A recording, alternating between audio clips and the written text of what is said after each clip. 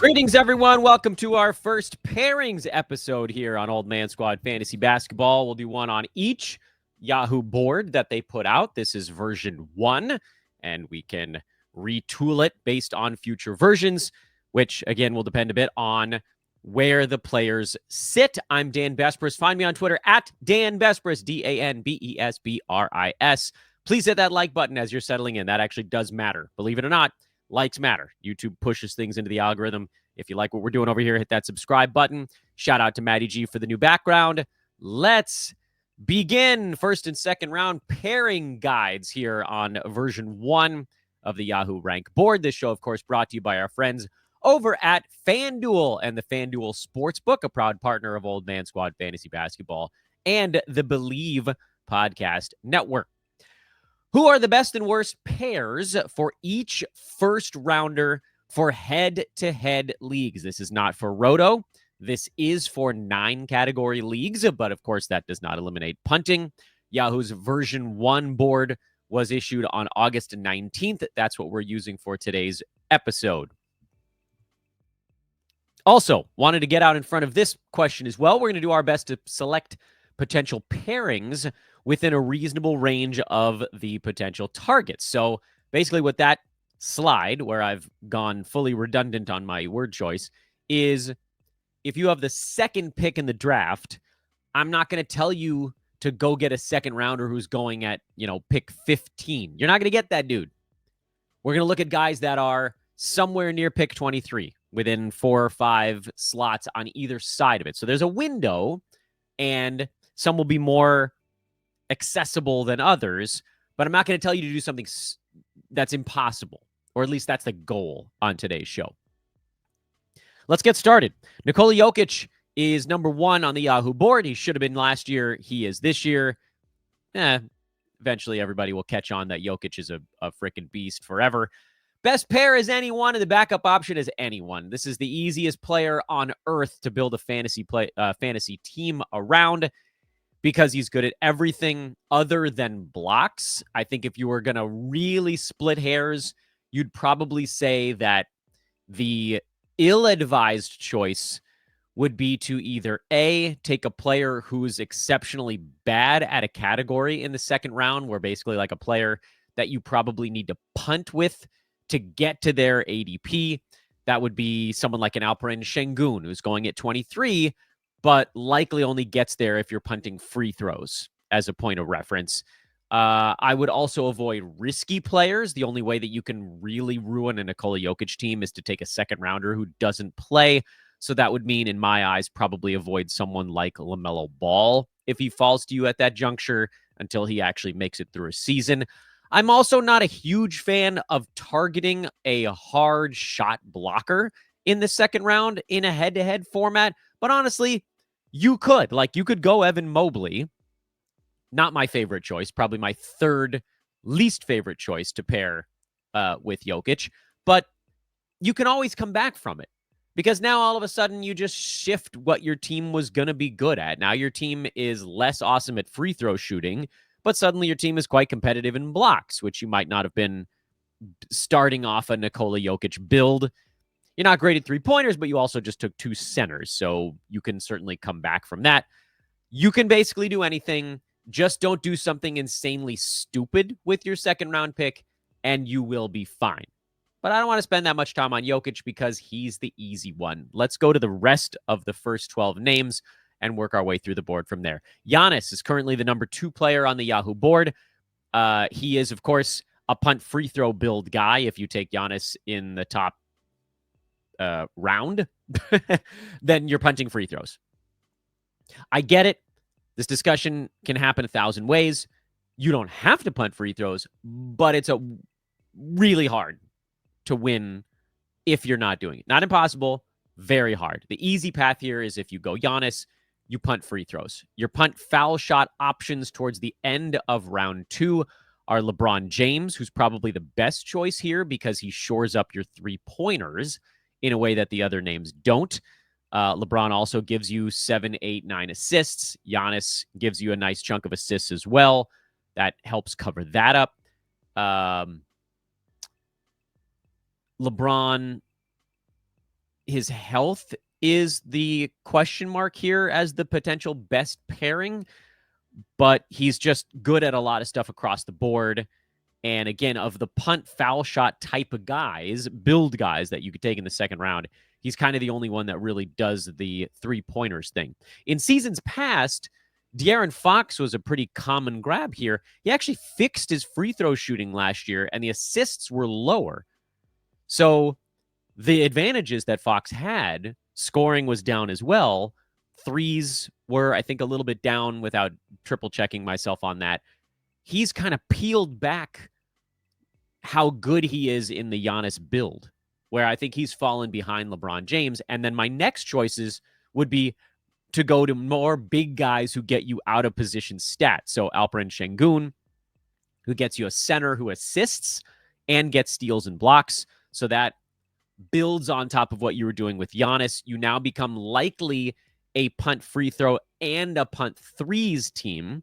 Or you could go Scotty Barnes, where he is sort of like LeBron light. It's a worse field goal percent, but at some point you're going to take big men down the line. So having one guy who's not that great at field goal is not going to ruin your field goal percent advantage, because Giannis is just so damn good in that category. And where, you know, a guy like Nikola Jokic is also really, really, really good in that category, you're probably not going to be hammering field goal percent with Jokic. I think you're just going to assume that you're going to be very good at it, but you can beat these types of punt teams in a different way. The only thing I would avoid going Giannis in the 2-hole is a traditional big man, if you want to call it that, or if any of them are even truly existing in that spot. I don't think I would go Evan Mobley in the second round. He's kind of the closest thing in the second round to a traditional big man. He's good at field goal, bad at free throw, doesn't score as much, rebounds well, assists are meh, you know, blocks are good, but that's not the stuff you need to get this early. It's not that I have a problem with Evan Mobley. I think he's going to be a second rounder this year, and I actually really like him a lot in traditional team builds. But at this juncture, you've got to go get the categories that are going to be tougher to get when you lean into the punt free throw build midway through your draft. So when you start to do that, and you start to take the bad free throw shooting big men in like the 5th, 6th, 7th, 8th, 9th, 10th rounds, or you take someone like a Zion or whatever, you got to make sure that you've already taken care of the categories that don't line up with those guys. So steals are going to be harder to get later for those teams. Threes are going to be harder to get later for those teams. Assists are going to be harder to get later for those teams. So knock those out early, where like with Şengün, you get steals and you get assists. You don't get the threes because maybe that's just the end of it for you. But that's why I would lean away from the traditional big, because you're going to get punt free throw traditional bigs later on in your draft. So that's about what you can do later as opposed to who is actually a good ball player. Wemby is number 3 on the board this year. And I'm going a little bit out of the box on this one. Steph Curry is actually my favorite Wemby pair. Not because I think he's the best pair with Wemby. James Harden is probably your best pair. Tyrese Maxey would be another really good pair. But those guys are going at 14 and 15. You're not going to get them around pick 22 or, whatever it happens to be whenever you get Wemby, 22, 23, something like that, coming back at the end of the first round. So let's assume those guys are off the board. Let's assume you don't want to deal with the roller coaster that is LaMelo Ball. That pushes you to sort of the next idea, which is the perfect play is to get a high assists, high scoring, low field goal percent guard who also gets you a lot of steals, and a smattering of blocks would also be fine. That pairs up with Wemby well. If he scores 24 points a game, it would also be nice to get someone like Maxey, who scored 26 last year, as opposed to Harden, who had 23. But again, let's assume those guys are gone. Who's the next possible name? Next possible name is De'Aaron Fox. I'm not sold on the idea that he's a good free throw shooter and not a great field goal percent guy. I think some of those numbers might pivot back to where they were in the past. I like his steals. That's pretty good. But his other stuff doesn't match up quite as well, in my opinion, as what you can get out of Steph. With Steph, you're going to get the big three-pointers. I think you're actually going to get the same, maybe even more scoring. Let's call it the same scoring between those two guys. Field goal percent, you don't expend as much capital there because Steph might have a good field goal percent year, but you don't have to care about it. The assists, I think, are going to be pretty damn close to what Fox puts up. And so the only place you really lose out is probably steals a little, but you've gotten off to such a strong start there with your center that Steph getting you 1.1 steals a game instead of Fox at 1.3, 1.4. We'll be able to cover that up later as we continue to add more guards. So I would rather have the free throw and the threes boost out of my second guy as opposed to the slight steals kick where you debate between those two dudes. That said, Fox is still probably my second choice, assuming that those higher assist guys are off the board. Donovan Mitchell, who I think probably has a little bit of a bounce back year, would be my third choice. Lower assists, which is the reason that I'm a little more hesitant, but I like the bigger three-pointers you get out of Donovan Mitchell, and I like the better free throw number that I think you can count on out of him as another potential choice. Much like with Giannis, I think I'd avoid traditional big men to pair with Wemby because they don't match up well, or basically just bigs with a poor free throw percent. You want to, again, same with Giannis, you want to think about what categories your team build is going to look like and how do you deal with that. So you could lean hard into I'm going to get the big men with a low field goal percent. I want to have a big man team. Like, I want to win blocks and rebounds, but I don't care about field goal percent kind of club. And like, if you wanted to reach down the board, you get someone like a Chet Holmgren. Jaren Jackson Jr. fits into that build as well. But if you skip over the high assist guys now, you're not going to be able to get them later. The second round, the third round, these are kind of your last chances to get the 6+ little dudes that pair up well with Wemby. So again, it's not about a player I like. It's about a match, a puzzle piece fit that I like here. I don't think that's a good decision to go early. I think you want to cover up, you want to get the categories that are going to be a little bit tougher, and then you can kind of pivot back around to a shot blocking, poor field goal percent big man as you move through this thing. Miles Turner is going to be on the board a few rounds down the line. Like, those guys are still there. Jaren Jackson is going to be there a round or two later if you wanted to double up on the Wemby model, basically. But if you skip over the high three-pointers, high free throw percent, assist, steals, guards here, those guys dry up real fast. And you got 3.5, 4 blocks a game out of Wemby. You don't need another guy who's going heavy on the shot blocks. At least not early. You'll want to get one at some point. Shea is at 4, and you'll notice those of you that are watching on the YouTubes. But again, please remember, everybody, to like and subscribe. That's super important. I'll hit you with it at some point again later on in the show. I'm going to read it, so fear not. Those of you listening on the audio side, you get this generally the same experience. The best pair with Shai Gilgeous-Alexander is, in my opinion, someone who's going to get you 6+ assists per game. Again, if you don't take care of that now, you're going to be punting assists with this build because you've now taken a guard with your first pick who's at 6+ assists per game. That's not bad, but the other guards that are coming off the board in the first round this year are likely, and then you can throw Jokic in there as well, are likely to get you more. Giannis has more assists out of a power forward spot. Jokic was at 10. Luka's going to be around 8. Cade was at 9. Trae Young towards the end of the round was at almost 12 last year. By taking a guard at 6, you actually, believe it or not, I know 6 sounds like a pretty good assist number. You actually set yourself slightly behind the 8 ball in that category. By taking a guard with 5 rebounds, even though it feels like maybe you're behind in rebounds, that's not a bad rebounding guard start. And that can be covered up with big men later.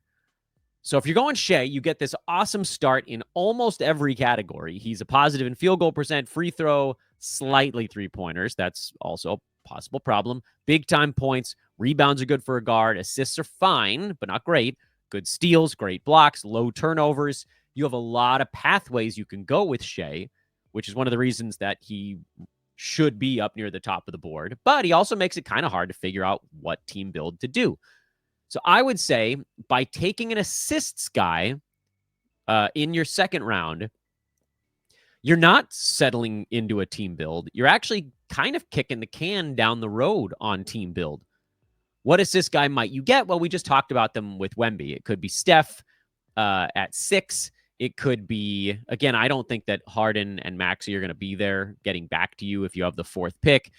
It could be Jalen Brunson. That's not my favorite play because he's pretty bad at defensive stats and rebounds out of the guard spot. But you could probably deal with it if you had to.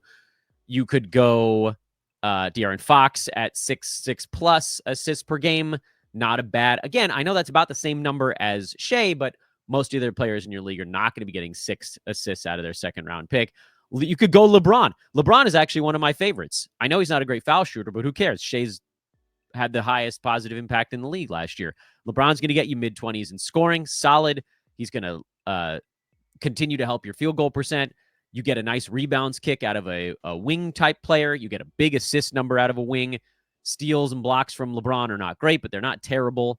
You have a low turnovers first round guy, so taking a high turnover second round guy also fits well.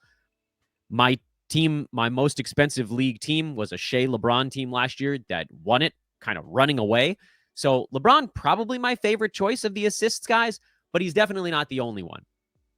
He's the one I like because I think from a what else does he do, it kind of fits the mold well. And you're getting those 8 assists out of a forward.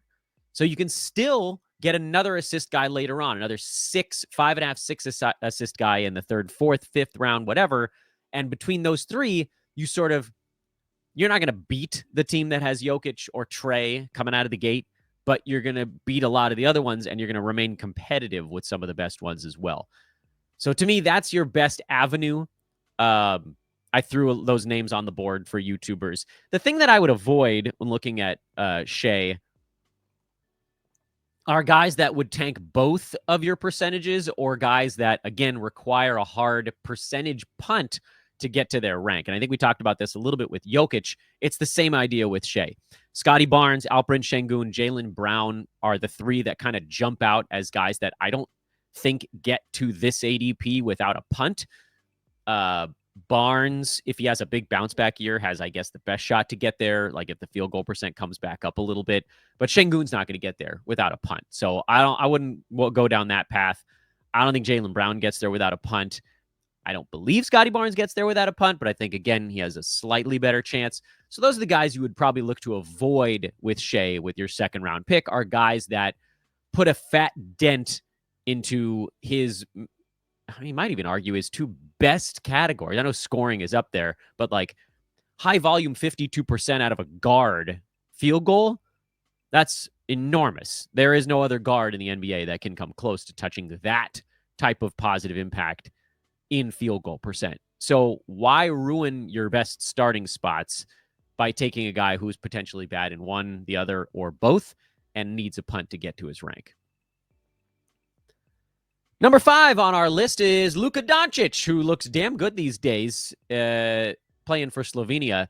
Luka last year had a down field goal percent year, but I don't buy that that's something that's going to stick. So I'm going to go ahead, and just like with Shea and just like with Jokic, your pair with Luka is not super consequential. A punt free throw team is what a lot of people look at with Doncic, but you're probably not going to beat the Giannis punt free throw traditional build. I would recommend going another way and just, again, like letting Luka evolve, letting Luka show his wares before you make a hard decision. So I know that this is a head-to-head geared show today, but much like with Nikola Jokic, I don't think that you go hard punt out of the gate with a Luka team, a Shea team, or a Jokic team. I think you have to see what the draft lays out before you. So for all 3 of those guys, I'm not that worried about what guy I take in the second round. I'm going to take the player that I like the best. You can go best player available, all BPA, all reliable BPA in the second round. And instead, again, just like with those other 2 names, you're looking more at who to avoid with your second round pick. Scotty Barnes, Jaylen Brown, Alperen Şengün. Less so Şengün here because, again, you get those out of position stats, and now you're leaning into that punt free throw build a little bit. But just get a really good player. And there's a bunch of them out there. You could just go down the board and try to find guys that you think are going to be good second-round picks, and I can tell you how they could fit with Luka. But we don't have the time for that on today's show. LeBron absolutely fits with Luka. Evan Mobley? Sure, why not? Do you have to punt free throw? No, you haven't drafted a traditional guard yet. And you might be good at field goal percent if Luka gets back in the mix on that one. Suddenly you're pretty competitive in blocks. You can go any direction you choose. There's a line in a Dr. Seuss book. They're all out there. We have the issues we always have, which is that the second round is kind of a clunker for stretches. So go with a later pick. Go Steph. I don't care. Go Kevin Durant. I don't care. There's a way to build around a Luka team with almost anybody you pick, provided you think they're a good second-round pick. So just apply the same strategy here that you did to your other two super well-rounded across-the-board guys. Giannis, Wemby, those are your two clear punt-type guys on the board so far. Now, the rest of the first round, you probably need to look at some kind of team build if you're going to compete with the guys that we've already talked about, whether it's Wemby with a single punt, Giannis with a single punt, or Luka, Jokic, and Shea, where you're not leaning into a punt, but maybe have one later on down the line. Like Shea used to be a pretty obvious threes punt, but you don't actually have to right out of the gate. Might be the easiest one, but whatever. So that brings us to Anthony Edwards at number 6. I like Tyrese Maxey as a pair with Edwards. I like Maxey for his youth. I pray that the 76ers are somewhat competitive this year, because then I think that would work in his favor. But what I like about that particular pairing is that you get big-time scoring out of both guys. Your threes are in really good shape. You've now taken a decent assists guy with your second-round pick. So that helps where Anthony Edwards is pretty weak. He's a very weak assists guy to take with your first-round pick. And I know what you're thinking, but let me get to the end of the Tyrese Maxey point first. Maxey's good steals, great free throw, fairly low field goal percent. I believe that while punt assists might be the easiest path to go, I think you can still build a different format. And the reason I say that is this year, the second round is littered with 5 assist guys. Almost all of them. Maxey's at 6, Harden's at 8+, LaMelo 7, Jalen Williams, Jalen Johnson 5, Jalen Brunson 7, Fox 6, LeBron 8, Şengün 5, Scotty Barnes 5 if you want to go all the way to pick 25. Even Mobley at 3.2 out of a center is not bad. The only one that jumps out as this feels a little bit low is Jaylen Brown, 4 and change out of a wing. That's the only one. So I don't know. And now the alternative here, and we'll get to that in a second, is you could go Steph with, again, kind of reaching a little bit to someone who's going early third, or you go James Harden and lean into that assist build. The reason that I'm looking this direction instead of punt assist is that I think it's going to be hard for you with Anthony Edwards to catch up to the teams ahead of him in things like rebounds and blocks and field goal percent, and frankly, even free throw percent, if you're not going the assist route. Because if you're not going the assist route, what do? Do you build a big man type team? Do you build a team that scores a lot with threes and gets steals and free throws? But what's your fifth there? I just think it's kind of a strange year to try to go that path.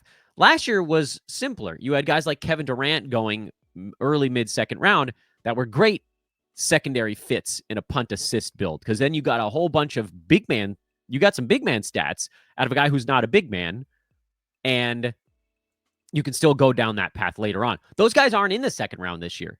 KD's in the third. There isn't that type of player who's great at both percentages and gets you blocks and threes and like mid assists in going in the second round. Now, the reverse play on this is to go James Harden and go hard into assists. And instead, now you're looking a little bit more at probably a punt field goal type team. Your team is pretty weak in field goal at that point, but you're pretty good in scoring, solid in threes. You got a good rebounding start out of guard and wing. Your assists are now not great, but pretty good. Steals are pretty good. Blocks are not bad without a big man. Free throws, excellent, and turnovers, bad. You have to figure out, can I compete with the Trae Young team? Assists, maybe, maybe not. Depends what you do from this point forward. But you have an edge on that Trae Young team in the other guard type stats and big man stats. So that's why I think I like going guard on top of Anthony Edwards, is because I think you've got a better shot to beat the guard build teams with an Ant high assist guy than you do to beat the field goal teams than going Ant and a punt assist look as you go. So we're just trying to, and this is requiring a lot of predictive analysis that could go sideways in any 25 different directions. But I think that's going to be your slightly easier route this season. As we watch how drafts unfold, that might change. But right now, that's the direction I lean on, making your life a little bit simpler. Oh, I forgot to say who to avoid. Just don't do the roto thing with Anthony Edwards if you're in a head-to-head league. That's your mistake. And roto, great. Balance. Go for balance. Head-to-head, don't go for balance. Don't take another guy who's like kind of okay at a lot of stuff. You want to take a guy that's great at something and bad at something else and start to create that team build. So it's the opposite of what you do with someone like Shea. Well, that's not true. It's the opposite of what you do with someone like Jokic or Luka, where I'm like, look, take anybody and let's figure it out in the third or fourth round. With Ant, you want to figure out your team build in the second round. That's the big key. What is your team going to be? Second round is the time you got to figure it out, or you're going to get stuck being okay at 8 categories. But anybody who's punting something and creating those strong-sided teams are going to beat you every week. You're going to lose 5-4. Cade Cunningham is number 7, and I would treat him this year a little bit like I treated James Harden last year. So lean into it. Best pair, basically another guard or a guard-flavored wing. Tyrese Maxey is my favorite of the bunch. I don't think you need to go. Harden is my second choice. The reason I like Maxey more is because he covers a few of the things that Cade is not quite as good at, like three-pointers. You get the big kick there. Maxey gets you the excellent steals and scoring. And Cade was good at scoring, but Harden not quite as much. Harden would be my second choice because now you lean hard into the assists side of the build. You get the slightly better rebounding start. But I think those things will be a little bit easier for you to get. And I don't know, frankly, that you need as many assists as a Harden Cade start gets you. So I'd rather, just by a hair, have the Maxey guard start. Steph would be my third choice. Go to another guard. The assists are lower, but again, you get the three-pointers that Cade is not quite as good at. LeBron James would be my choice if you went outside the guard business because he is a guard in a big man's shoes where you get the assists, you get some threes, not as many. You're going to need to make sure you shore those up at a later date. And I'm not quite as thrilled because LeBron's free throws are a small negative, but Cade was very good at that last year. Also, Cade not that bad at field goal percent, so it doesn't have to be a punt field goal team, and LeBron is sort of your way to wiggle out of that potential team build. The guys I would avoid with Cade Cunningham, I don't want Scotty Barnes because he's bad at both percentages. And I think with Cade, you probably want to build into that somehow. The across the board stats are fine. That's okay. Same story with Jalen Williams. I think with Cunningham, much like with Anthony Edwards in the second round, you've now selected your team build. And so you have to go down one of the paths with Cade. Punt turnovers would be another one you'd be looking at here. Jalen Williams is a low turnovers guy, and that's sort of lost on this team.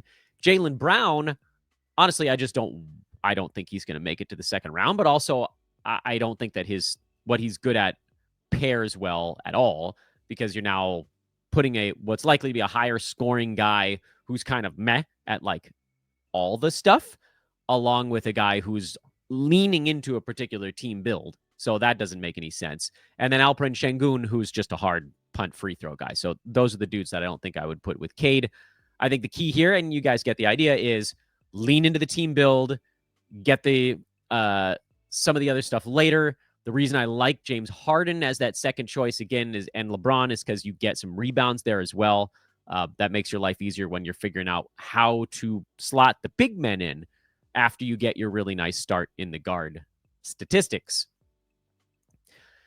Anthony Davis at 8 is a freaking scary one. Your best pair is anybody who's healthy for the entire season, because the way that the Anthony Davis teams gets ruined is if both your first and your second round pick don't play. Although, let's be honest, if Anthony Davis doesn't play, your season's probably cooked to begin with. Jalen Williams, believe it or not, who we just talked about as a bad choice with Cade, is a pretty good choice with Anthony Davis. With AD, you might not win points. I don't know that you have to punt them, but with Jalen Williams, you've started off a kind of a low turnover team. You're probably punting, my guess would be assists at this juncture, but you're going to be good in both defensive stats. You're going to be competitive in both percentages, and you're kind of building a roto team. And that's sort of the problem with Anthony Davis as your first round pick. He's going to be a mid first rounder, but he makes more sense as a roto pick start because you're not going to win the Giannis build. So don't punt free throw percent on an Anthony Davis team. You've got to come up with something else. Punt assists is probably your pathway there, but then you got to make sure that you're getting the other things that are missing. Like, who is your punt assist guard in the second round? There sort of isn't one. Again, if you really wanted to, you could reach down and go Steph, but he's an older cat, and at least you get points and threes in that build. And maybe your team is going to be a free throw team. Anthony Davis, in my opinion, is a really hard player to build a head-to-head team around because of the risk factor.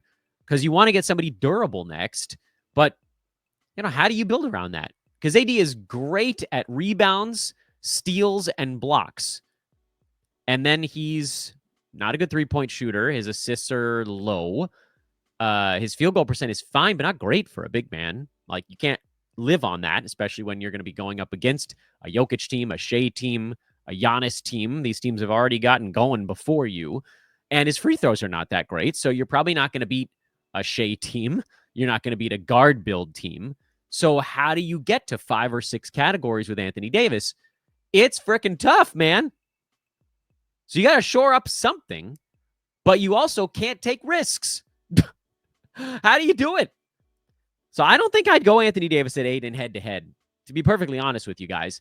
You could go there in roto, and then you want to sort of just pair him up with somebody who covers his weaknesses. So someone who hits threes, a guard. Basically, you go big man, little man on the roto side, and then worry about it from there. But head-to-head, that's a hard way to go if you're trying to look at a team build. All right, let's say you get Anthony Davis at 8, and let's say you go guard in the next round. And you can see, YouTubers can see the guys that I'd avoid: Jalen Brunson, because he's bad at defensive stats; LaMelo Ball, because he'll play as many games as AD; Jaylen Brown, because he's just sort of okay at everything; and Scotty Barnes, same story, okay at a lot of stuff, also bad at percentages. Anybody else that qualifies as risky would also be an avoid. You probably go James Harden. Probably your best choice on Anthony Davis is to go James Harden, because the defensive stats don't suffer. Harden's good at defense. Assists now are palatable. Rebounds are pretty good. He helps cover up the three-point deficiency. Your team's probably not going to win points this year. You're probably not going to win field goal percent. So now you've got a points, field goal percent, possible punt, or just punt points and see what happens from there. That's probably the solution. If you don't get James Harden, I legitimately don't know what you should do with your second round pick. Because Domantas Sabonis is not going to be on the board, and I don't know that you'd want to go back-to-back centers anyway. The rest of those second rounders, like Jalen Johnson, a little bit of a punt points, second round option. You're punting points and probably assists now, and probably free throw percent now. Too close to a big build where you're going to get steam trained by the Giannis team. That's why I thought Jalen Williams made the most sense. Maybe just go Jalen Williams and punt points and try to figure out assists as you go. Some efficient assist guys who don't score is your pathway from that point forward. It's a tough one. AD's a tough one. At least in head-to-head. Roto, if he stays healthy, he's great. Different show, though. Cat is number 9. I actually think Cat's kind of a tough one, too, but not as tough as Anthony Davis because his advantages are smaller but more numerous, where Cat is decent in points just like Anthony Davis, but he's a better three-point shooter. It's a good three-point start out of a big man, good rebounding start out of a big man, good start in both percentages, but specifically a great start in free throws from a big man. So now Cat gives you the option to go punt blocks, most likely, or punt assists. But I don't think you have to punt assists taking a big man like Anthony Davis. Like, you pair Cat up with 2 guards in your second and third round picks, and now you're competitive in them again, even if you're not great. Punt blocks is probably your path. A Jokic team has an edge on you there. If they also decide to punt blocks, you probably just have to go harder into that particular direction. Tyrese Maxey is likely then your best pair with Cat. He's a poor field goal percent guy, which brings you back kind of towards the midpoint in that category. But that's, whatever. But your free throws are very good. Your threes are good. Your scoring is good. Your rebounds are good just on Cat's shoulders. Your assists are now adequate. Your steals are pretty good, actually, because Karl-Anthony Towns was getting you 1, even though a lot of the other first-rounders were more. You got a big steals guy in your second round. And so, to me, Maxey makes the most sense. You could also go a different direction. And this is the thing with Cat, is your second-round pick is going to dictate quite a lot. If you go Devin Booker, you're probably now punting steals and maybe both defensive stats, possibly, if you go Booker with your second-round pick. You don't have to, but it, again, makes it a little bit tough. Points, threes, boards, assists, these are all decent enough. Field goal, free throw, both solid. But defensive stats are going to be a little bit weak there. You could go Fox, who I'm not as excited about. I probably should have taken him off. That's not one I'm all that stoked about. You could go LeBron. And that's, again, kind of kicking the can a little bit, but probably that's still the punt blocks type, because LeBron's stat set is not that similar from Tyrese Maxey, weirdly enough. He's a guard. LeBron's a guard. He doesn't play guard, but he's a guard. The health stuff is the thing that kind of jumps up. The guys that I would avoid on Cat are big man types. Jalen Johnson, I don't think makes a ton of sense with Towns, because in head-to-head, I feel like I have to say that every time. For Roto, a lot of these are more fine. Evan Mobley also doesn't make a ton of sense with Cat, because, again, you're sort of like leaning a little bit into big man stats, but not enough to compete with the better big man team builds that come before you. You got to take, when you're towards the back end of the first round, you've got to take what you're given, and you have to get creative with it. Because if you go traditional and you're like, oh, I got Cat, so I should have a big man team, you're going to get smoked by Jokic and Giannis teams. You have to come up with a different pathway, which is why I don't want to go with a big man on top of Towns. Don't double up on your bigs. You got to lean into the guard stuff that he's good at, and then, depending on which guard you get, you make your choice on where you go from there. Domantas Sabonis, he's a late first rounder this year. Thank you, all the first rounders being out for the season. By the way, we haven't talked a ton about the Sacramento Kings, at least not in a while. Over at FanDuel, the Sacramento Kings season win total is 34.5. That is low, and that is terrifying. And I know that Sabonis for years has been a pillar of health and consistency, but that crappy number over at FanDuel, a partner here on Old Man Squad, makes me worried that Domantas Sabonis might not play down the stretch. It's not something that I'm have at the forefront of my mind, but think about it. Because the Kings have enough pieces and they're going to try to compete all year, but I'm worried. And here's the thing. I don't like Sabonis as a first round pick. I love Sabonis as a second round pick, but I don't like him as a first round pick because he's very good at rebounding. He's excellent out of position at assists at that center spot, and he's very good at field goal percent, which is fine. 3 big positives is good, but usually doesn't come with a bunch of big negatives. I know you're like, Dan, you just told me Anthony Davis was 3 big positives. Yeah, but he was also pretty darn good at scoring and not bad at free throw shooting, where Sabonis, he's a bigger negative in turnovers and free throw, and both defensive stats are weak, and he doesn't shoot the 3 ball just like Anthony Davis doesn't. He's a great second round pick to lean into 3 strong categories, but as a first rounder, I think Sabonis is extraordinarily difficult to build around. In my opinion, your best option here is to look at what Sabonis is weak at and figure out your pathway to cover up 1 or 2 of those things. And that gets you sort of back on track with 5 strong categories. And for that reason, I think Devin Booker is your best pairing with Domantas Sabonis. He gets you back in the mix in scoring. He gets you back in the mix in free throw percent. You're still pretty damn competent in field goal percent. You're solid enough in assists. He doesn't ruin you in rebounding. You're not great in threes, so that's still going to be a little bit of a problem. I don't know what Booker's turnovers are going to look like this year. Probably not great, but you'll beat the teams that are full punt on that. And so now you're thinking, okay, well, am I punting threes and blocks, blocks, and steals? You're probably into a double, maybe even a triple punt in a Sabonis first round pick. But that might be your only path forward here. Alternatively, I don't think Trae Young's going to fall to you at what it would be, 11, 12, 13, 15. But if he did, that would be a pretty good pairing because that you go big, small, and then you figure out what you're terrible at after that. James Harden would be another possible option here. That would be a team where you're probably punting points and blocks and turnovers. Another option would be LeBron, where you're probably now punting free throws and possibly and turnovers and possibly steals or block, maybe still blocks.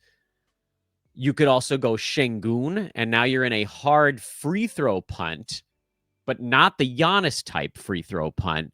You're going to try to do it with a points free throw disappearance, and try to beat the Giannis teams in all the big man categories and assists. I know it's getting complicated. Or you could go Steph, and now you're probably a punt defensive stats team. But again, this is what you end up with if you're at the tail end of the first round and you go Sabonis, who's a super polarized fantasy stat set guy. The only thing I definitely wouldn't do if you start with Sabonis is go like Jalen Brunson in the next one, because now you might have shored up points, but you haven't even guaranteed yourself that you've shored up threes. So like you're about the same as someone like a Booker or LeBron, but you're now a team that's probably punting steals, blocks. You're adequate in free throw percent, but still not that good. You might be punting threes. You took a very low rebounding guy also, which kind of put a dent in how you started. And so that's just, but again, Sabonis at 10 is just not really my favorite pick there. And I've said many times that I don't typically like to start a team with Trae Young in Roto. In head-to-head, I think he's going to go earlier than 11 because of how hard it is to build around a guy like Domantas Sabonis and because how terrifying it is to start a team with Anthony Davis. Don't be surprised if you see Trae Young go at like pick 7, 8, or 9, simply because he is more your prototypical head-to-head guy. He was number 51 in 9-cat last year, but if you punted his 2 weakest categories, he was a first-rounder, which is field goal percent and turnovers. Specifically, turnovers was abysmal for Trae. He jumps up to number 16 if you were only punting that. If you take care of his 2 worst, Trae Young is number 6. And that's the direction you have to go here, is you take Trae and you're like, look, I'm double punting. I'm double punting turnovers and field goal percent. That's the way that you can create a team that competes with the big dogs. Where you go from there is, in my opinion, you probably take another guard and you just lean hard into what you must be good at to compete with the teams that had a higher pick than you, which is threes, assists, steals, free throw percent have to be 4 that you guarantee yourself a win. And then you probably want to try to squeeze out a win in one other category. Points likely being the easiest of those 3. But again, not eliminating the opportunity to go after rebounds or blocks as you go. So you go Maxey or Harden are your 2 next choices.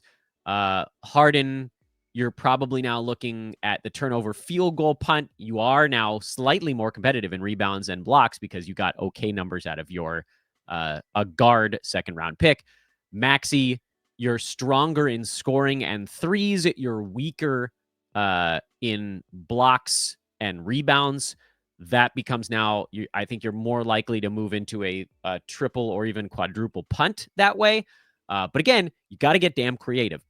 The thing you don't want to do with Trae Young is take a free throw percent mess of a wing. Your bad free throw shooter on a Trae Young team should come out of the center spot. You can't afford to take 2 of them. So don't get a free throw shooting wing. That sucks. So probably not LeBron. Probably not. Well, he'd be the best of the bunch. I wouldn't go Jaylen Brown. I wouldn't go Scotty Barnes. I wouldn't go. I don't even know if I'd go Jalen Williams, who's not bad at foul shooting, but I kind of wish there'd be a positive. You're also probably not going to take a punt free throw guy like a Şengün there. He's likely off the board. I also wouldn't take a guard that's not good at steals with your second-round pick. And I know we can get steals later on, but that's a category you absolutely positively must win in a Trae Young build team. So you don't want to leave that up to chance. It makes me nervous. You could probably get away with it, but it makes me nervous. And finally, and this will be our quick wrap-up, Paolo Banchero is currently pre-ranked 12. That is not a category league ranking. Paolo is number 12 for points leagues.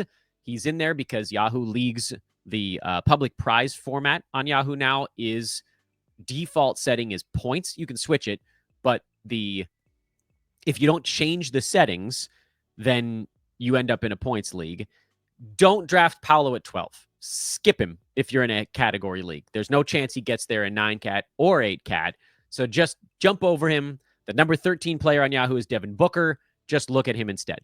Or you can go farther down the board. I don't care. Although I think Booker's a pretty damn good choice there. You could go Maxey, Harden. These guys are all perfectly reasonable guys to go with at 12 over Banchero. So we're not even going to give you options on who to pair him with because you shouldn't start with him.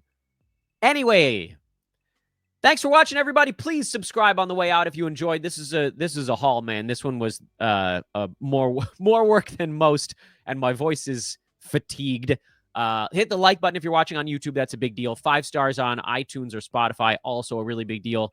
This is where, as a solo, as a content creator who does not have a website, as a big backbone here, this is why I really need you guys to pop in and lend a hand with those likes, those subscriptions. Comments are also useful. Anything that helps us sort of bump up the board and get more exposure for the YouTube page, for the pod, and for all the other awesome hosts that are now a part of what we're doing here at Old Man Squad and this entire network, which, of course, is brought to you by FanDuel, our partners over at FanDuel Sportsbook as well, and the Believe Podcast Network. I'm Dan. Find me on social at Dan Besbris on Twitter, at Old Man Squad is the network feed, and we'll be back with you guys. More fun draft shows. Good time of year.